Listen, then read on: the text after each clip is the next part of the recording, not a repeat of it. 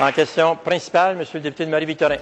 Monsieur le Président, hier, lors du débat d'urgence, le ministre de la Santé a déclaré, et je cite, « Je n'ai pas tout dit tout le temps » en parlant de la crise des derniers jours.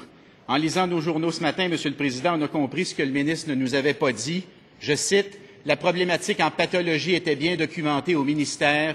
Un état de situation présenté par le Dr Gaboury à un sous-ministre en octobre 2007 le démontre. » Fin de citation.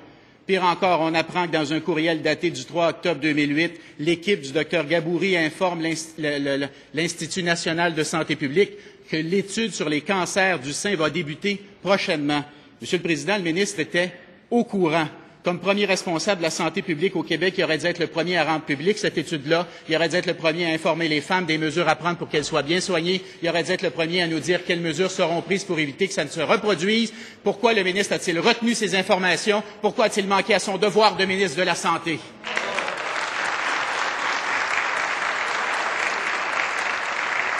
Monsieur le ministre de la Santé et des Services sociaux. Monsieur le Président, je le réitère. Avant la soirée du reportage, je n'avais jamais eu les résultats de l'étude, je n'avais jamais eu les conclusions de l'étude. Les hautes instances au niveau du ministère, on a validé, n'avaient jamais eu les résultats et les conclusions de l'étude. Par la suite, quand on a vérifié, comme de fait, il y a eu le comité, il avait été fait mention qu'il y avait une étude qui s'en venait, mais on n'a jamais eu les résultats de cette étude. Là-dessus, on le donne, c'est l'information juste. Quand j'ai dit hier qu'il y avait une information que c'est tout simplement dans des contradictions qu'on avait dans les journaux, que les gens disaient une chose un jour, l'autre chose le lendemain.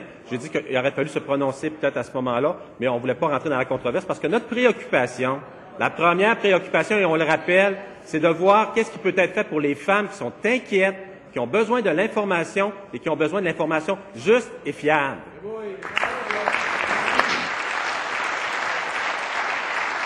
En complémentaire, Monsieur le député de Marie-Victorin. Monsieur le Président, le ministre savait que l'étude allait se faire et il a tenté de la discréditer lorsqu'elle a été rendue publique. Monsieur le Président, hier, le ministre a tenté de faire porter sa négligence sur une secrétaire,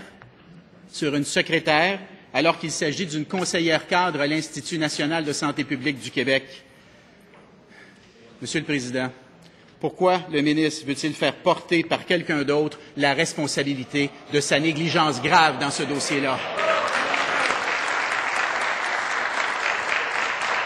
Monsieur le ministre de la Santé et des Services sociaux. Monsieur le Président, je le reconnais, je me suis prisé sur le titre hier et j'ai appelé la personne en question ce matin pour m'excuser. C'est une conseillère cadre. Mais c'est juste à son niveau et elle le dit.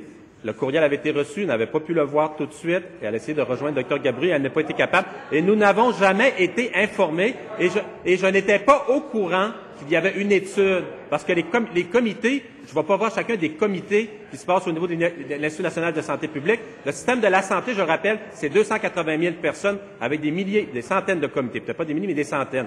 Ce qui est important actuellement, je le rappelle, notre considération, depuis mercredi soir, depuis qu'on a appris le reportage, c'est les femmes et leur santé et de les tenir informés avec l'information juste et fiable.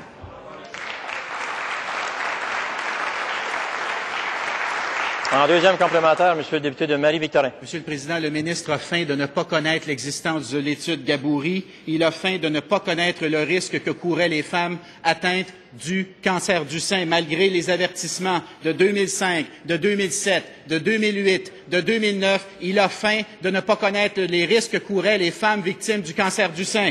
Comment le ministre peut-il expliquer à la population québécoise que lui et son gouvernement ont été à ce point négligents dans ce dossier-là?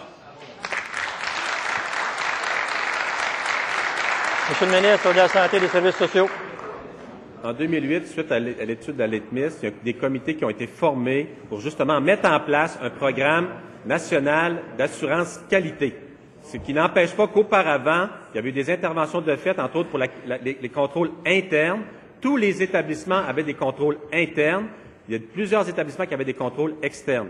Encore là, actuellement, ce qui est important que les femmes doivent savoir, c'est que rapidement, notre comité d'experts devrait nous faire rapport, on va les informer, et puis ce qu'on veut, c'est qu'on ait les résultats confirmés le plus tôt possible, et s'il y a des actions à faire, on va les faire à ce moment-là, et le plus rapidement possible.